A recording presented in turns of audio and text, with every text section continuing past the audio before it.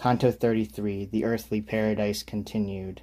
Beatrice's grief, her obscure prophecy, the pilgrim to write what he has seen, loss of memory of his unfaithfulness. Noon, Unoi.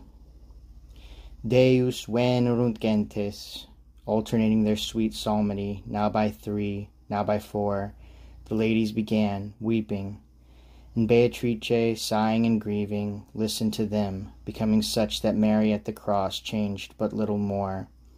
But when the other virgins made room for her to speak, coming to her feet erect, she replied, in color like flame, Modicum et non videbitis mei, et iterum, my beloved sisters, modicum et vos videbitis mei. Then she put all 7 before her, and behind her. By beckoning only, she placed me and the lady and the sage who remained.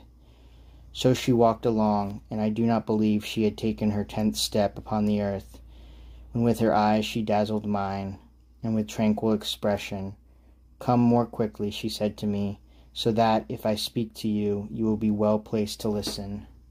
As soon as I was positioned with her, as I was bidden, she said to me, Brother, why do you not venture to question me now, walking with me?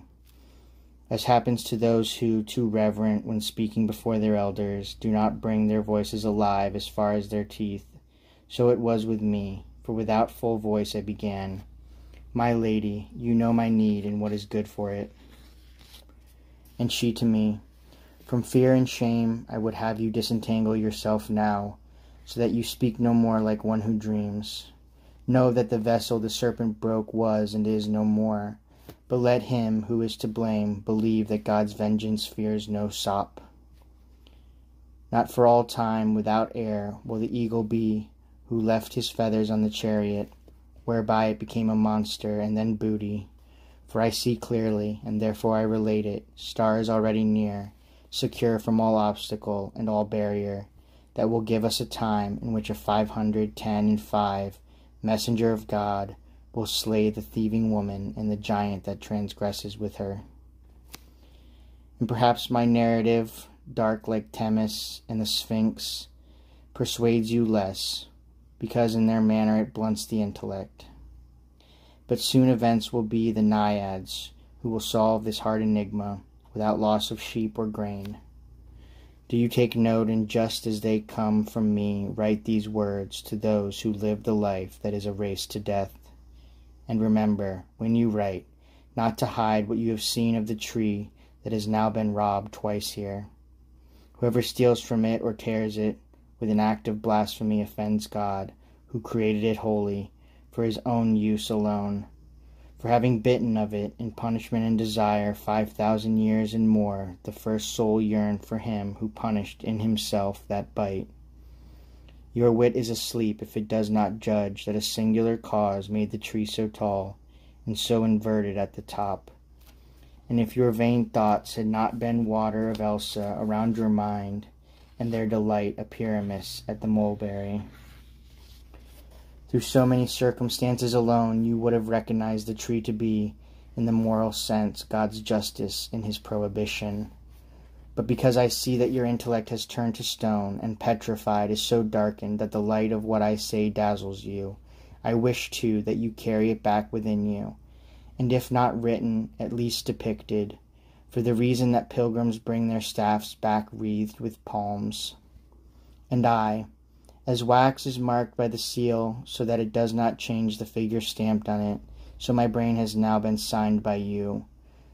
But why does your speech, so much desired, fly so far above my sight, that the more my sight strives, the more it loses it? So that you may know, she said, the school you have followed, and see how well its teaching can follow my words, and may see that your way is as distant from God's as the heaven that most hastens on high differs from earth. Therefore I answered her, I do not recall that I ever estranged myself from you, nor does my conscience gnaw at me for that. And if you cannot recall that, smiling, she replied, remember now how you have drunk from Lethe this very day. And if fire is betokened by smoke, this forgetting clearly shows the guilt of having turned your desire elsewhere. Truly now my words shall be naked, as far as shall be fitting to uncover them to your untutored sight. Both blazing brighter and with slower steps, the sun held the circle of midday, which moves from side to side with him who gazes. When the 7 ladies stopped, as one halts who precedes people as their guide, if he finds something new or signs of it.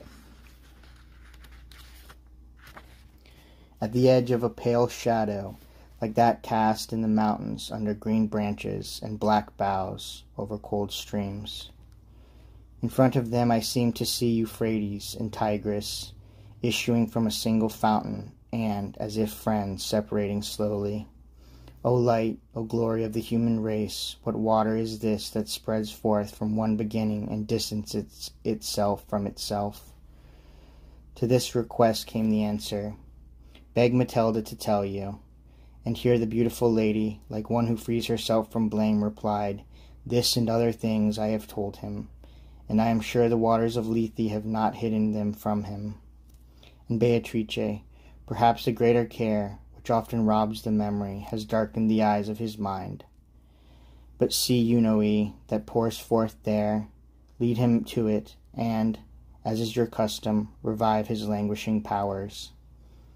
As a noble soul makes no excuse, but makes another's will its own as soon as any sign discloses it, so, having taken my hand, the beautiful lady moved, and to Statius with gracious command she said, come with him.